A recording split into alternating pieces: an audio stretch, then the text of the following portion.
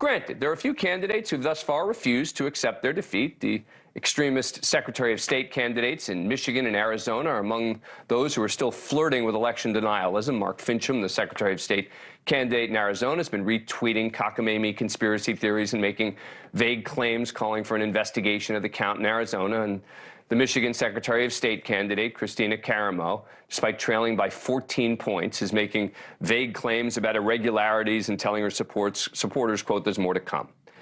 And, you know, we're not certain how the most vocal election denier of this cycle, Kari Lake, will react now that the race has been called for her opponent. But moments ago, you just heard on this show a very close friend of hers and a Republican strategist in that state tell us that she will concede at some point in the near future. And yet, in the rhetoric on left-leaning cable news channels leading up to the election, you would think that regardless of the outcome, this was going to be the final Democratic election. If the election deniers on the right win in 2022, in November, next month, to me, democracy looks like it's over in America. Fascism is here to stay. And if they lose, we get maybe another insurrection, domestic terrorism, a civil war, God forbid. Oh, except none of that happened, right?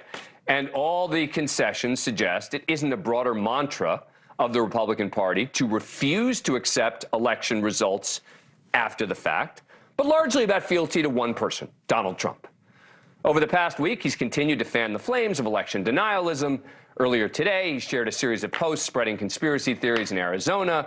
He said Kari Lake's easy election win is slowly yet systemically being drained away from her and from the American people. This is a very sad thing to watch. Mail-in ballots, long election counts, many-day elections, machines that very few people understand, massive counting centers, and more, an American disaster. Look, I'm not trying to downplay the danger of that type of rhetoric, but the uneventful concessions of many of the most extreme of the election-denying candidates in the past week shows that so much of this is really just about him, rather than any fundamental threat to democracy. I share the concern about the dangers of election denialism. I was always very careful not to say, though, that democracy was at risk. Because in order for democracy to be at risk, this needs to be bigger than Donald Trump. And it sure seems it wasn't, and it isn't. Joining me now, my friend Dean Obeidallah, progressive radio host of the Dean Obeidallah Show on SiriusXM. Thanks so much for coming on. Appreciate it. All right, sure. What am I getting wrong here, Dean? Everything, Dan. You know, the reality is that our democracy was on the line. There's a reason President Biden gave a speech days before the election in September. If these people won, if Mark Finchem won it in Arizona, I have no idea what the next presidential election would look like.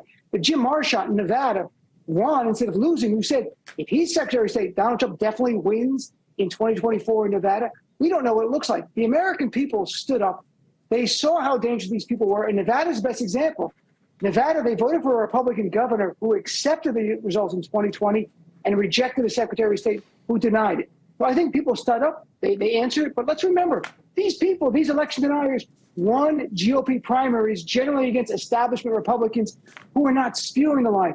So let's wait to see who the Republicans nominate in 2024 in terms of the top of their ticket and down, to see if they deny it or not. But you're not mentioning one bit the concessions, right? What about the fact that all these people conceded the elections, right? I mean, that's the big question, right? When people compare Stacey Abrams to Donald Trump, I always say, yeah, but Stacey Abrams accepted that she lost. I've been critical of her for not conceding, but she accepted that she lost the election. Donald Trump never accepted he lost the election. And all of these people are accepting that they've lost the election, which is more than Stacey Abrams did. So why not give any credit to all these people who were supposed to be these sort of risks to democracy who are now saying, yeah, I lost? I think it's great for them to concede. I think that's important for our democracy to show, hey, I lost an election. The other side beat me. They had more votes. Let's move on. We regroup and try to win next time. But you look at Mark Finchem, you mentioned in Arizona, spewing garbage. The head of CPAC, Matt Schlapp, tweeting dubious ballots. You have Kelly Ward, the GOP chair of Arizona, retweeting garbage about the election going on. We'll see what happens with Kari Lake. It's not over. No one who believes in our democracy should stand down and go like, everything is fine. They lost. It's not over. Donald Trump is the leading candidate in 2024, according to the polls, for the Republican Party. He's the king of election denialism and ultimately of autocracy. So don't stand down. Keep your guard up. Dean Obeidallah, you get the final word. Thank you for watching. Go to newsnationnow.com to find News Nation on your cable provider. And don't forget to click the red subscribe button below to get more of News Nation's fact-driven, unbiased coverage.